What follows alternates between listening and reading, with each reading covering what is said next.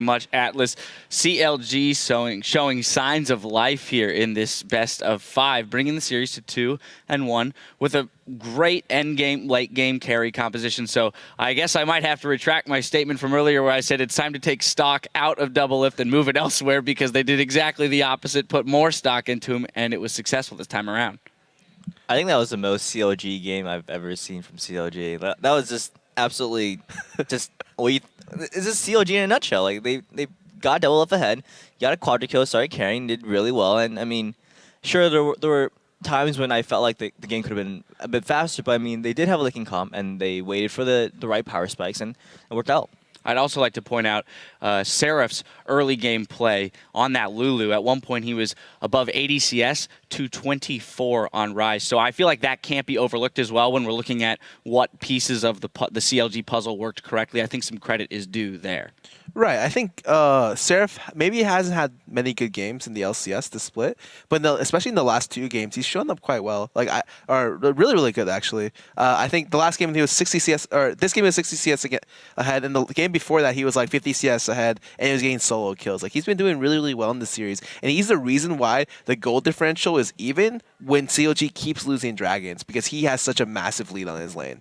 Looking further into the composition itself, we saw the Orianna get picked away, which I think was fairly successful in the sense that by forcing Keen onto the Xerath, right, he didn't have quite that impact that we talked about Orianna being able to have. Whether or not it's necessarily the super playmaking champion, there is that possibility of having the one great ultimate to change a fight. I feel like just knocking him off kilter a little bit really helped with pushing into that late game and having more confidence when CLG was picking those fights. Actually, that Keen played pretty well that game. He landed a lot of crucial stuns, a lot of CC, a lot of damage, and he got a couple kills. I think he was part of the reason why Curse County was ahead in the mid game. But I mean, late game Tristana, you're just not going to beat that. I really hope that they have an answer for it, or they just pick it away next game. All right, let's jump into a replay. You already mentioned it, the quadra kill early. That kind of started that train rolling. We're going to pull it up on your screen right now, 13 minutes into the game. So, Xpecial, since you already hit on it, I'll let you finish it up. So I don't think Curse Academy has vision of the dragon right now, and COG knows that. They're waiting for them to walk in, and they want to engage. And let's see what happens. So actually, you have ward, but I mean, Dexter flashes in, actually blocks the hook from hitting Link, lands some good CC, while Makamo Tristana is decently strong at this point, and is able to get a bunch of resets. He gets really low here, but I mean, fortunately, this doesn't die, and it turns out to be a 4 for 2, but it's 4 kills on a hyper carry Tristana, who in this team comp needs the kills the most. He's willing to trade 1 for 1, even though he already had 3 kills. This is because the more gold you get on him, the better CLG is going to do in the mid and late game. And the faster he gets his items, the stronger he'll be. And, I mean, it's CLG for, I mean... Yeah, hey, exactly. They extend the game. They go past that 40-minute mark. Double Lift is well over 400 CS, right into his 6 items. And at that point, exactly, we were talking back here. We were trying to do the math in our heads really quickly about the number of shields he was getting. That's like a 5,000 health Tristana, essentially, running at you at the forefront of a fight, saying, here, take my 700 damage crits. Yeah, I really think that...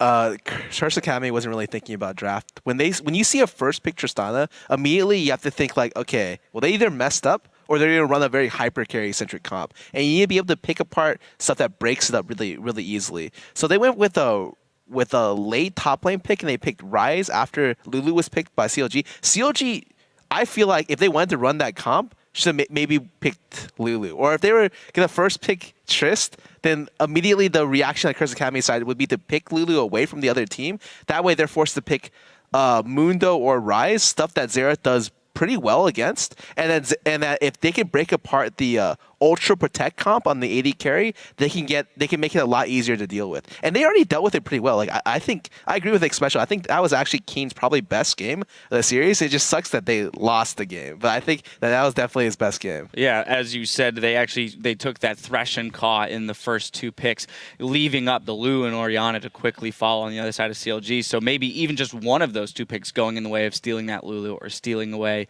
the Braum, whatever it is that is helping to keep that Tristana alive.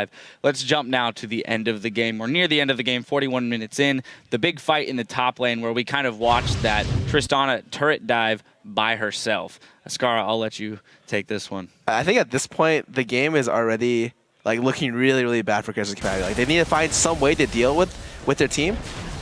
And I think at this moment, Triss has enough shields and 6 items just to be able to walk in this team. And the worst thing is they also have Braum, meaning that none of their damage could actually go through Braum except for Xerath. And Xerath can't do 4,000 damage. So Triss gets the ultimate protect comp that she's always dreamed of, and she pretty much 1v5s. Well, essentially 1v5s with a whole team around her.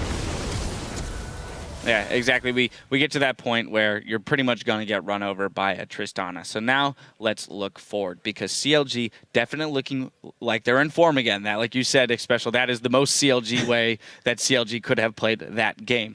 So moving into picks and bans of the next game, it has to be said that actually Curse Academy is going to be losing a ban for talking during one of the pauses during that game. So as both a coach and a player, first talk to me about what that can do to a team when you do lose one of your bans, especially, you know, in a series, right? When you've just lost a game, and then what they might do to remedy that or work around blue side? Curse Academy will be moving to blue side, correct? The ban actually isn't as important on blue side. When you're purple side, on this patch, there's a lot more OPs that you kind of want to ban out. But on blue side, it's gonna influence their bans, and it's going to be interesting to see if Tristana actually gets through this time and if they'll actually first pick it. Yeah, blue side is not as important, but... Yeah, I think that definitely that... one thing to note is that Curse Academy's war control in most of these games has been inferior to CLG's. And a lot of times the way you break apart games and accelerate games and finish them early is that you establish areas of vision and then create picks or play the map very, very well around those areas of vision. And... or else the game extends and extends and extends and goes really, really late. So if Curse Academy can't get this vision control better, then they're going to have games that can potentially go really, really late. Like this kind of Triss comp that CLG runs may just be the single comp, the only comp that they need to win the series. Scarra, you mentioned in the last segment that CLG is one of the more emotional teams you are, or that you know, and that by losing a game, a lot of times that can spiral them out of their play style. Well, they've now won a game. Does that emotion work both ways? Is this going to be the catalyst for them to move forward into the next game? I definitely hope so. Like I would like to see 2 more games for sure, but it's really hard to say. Like maybe with the help of Zuna and help of Hotshot taking a more proactive stance, they've like kind of solved a little bit of their mental fortitude problems and stuff like that. It's hard to say. I really want to just see how this next draft goes and how this next game goes. I think that CLG's just found a way to win the game. It's up to Curse Academy to find a way to not fall into that cycle. Xpecial, you've played against CLG this split, and so I want to get your take on whether or not you think that they're going to come out with the win in the next 2 games. Ooh, that's a tough question, man. I know, it's a tall order, I realize that. I would say it's going to be up to the draft. I think CLG, they're playing their late game really well. If they get their Kog'Maw or a Tristana in there, I think they can definitely do something. But at the same time, Curse Academy, they are winning mid-game teamfights a lot of the time, and they get the champions that they can win those teamfights with. I think they can take the series. All right, CLG, they got to put all of their cookies in the late game cookie jar. And we'll see, has CounterLogic Gaming managed to stop their slide in this series? We'll find out in Game 4 when we come back.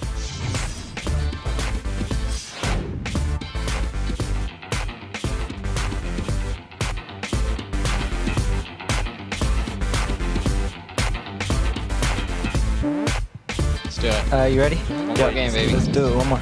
Double lift is jumping all around this fight. Is he going to be able to pick up more? The flash, the triple kill. Is Chris going to go down? No, yes, the quadra kill. He lands the brush for vision. That's a first great bit. The play, and then the predicted flash that comes out of the death sentence. Oh my god. Hasn't lost any health there at all. And Bunny Fufu gets taken down solo. There's the shockwave from Link at the same time. Nice 2-man shockwave on Bunny Fufu and Chris. But there's Seraph getting the damage through onto St. Vicious. CLG come back in the 3rd game.